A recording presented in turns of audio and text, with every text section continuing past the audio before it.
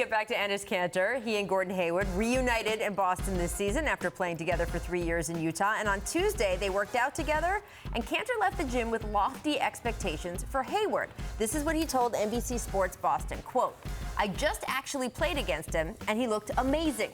Very good shape, a lot of confidence, and he is comfortable out here. I know the guy. I know how hard he works, how much he is willing to learn, and he makes his teammates better. I'm very excited about him.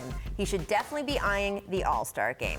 Scottie, Hayward did make the All-Star team back in 2016-2017 season. Do you think, especially in the East, he will make his way back there this season? I think he can. I think last year was a real fill-out season for him, and that was a full season for him. But I think he'll come back this season with more confidence and really be back to who he really was. I think we look back at Paul George, who kind of suffered the same kind of injury. Yep. Took a little while for those players to get that confidence back. So, you know, with Kyrie gone, Al Horford gone, I think he's next in line. You know, he got Jaylen Brown and also Tatum there, but I think he's next in line in terms of who can be the next All-Star for the Celtics. Well, first of all, shout out to Chris Forsberg, did that interview with him. And Enes is being a great teammate. That's a great way to engender yourself to the new locker room and really give a guy a show of support.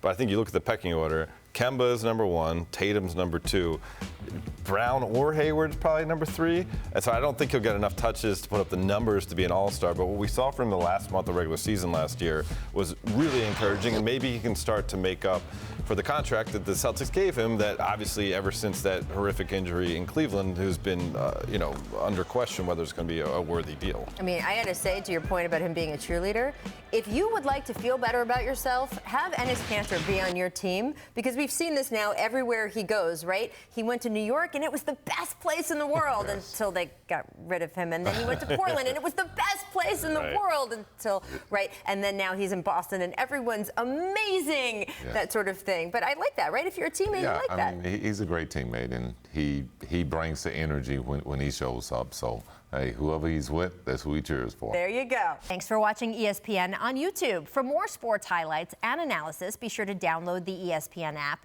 And for live streaming sports and premium content, subscribe to ESPN+.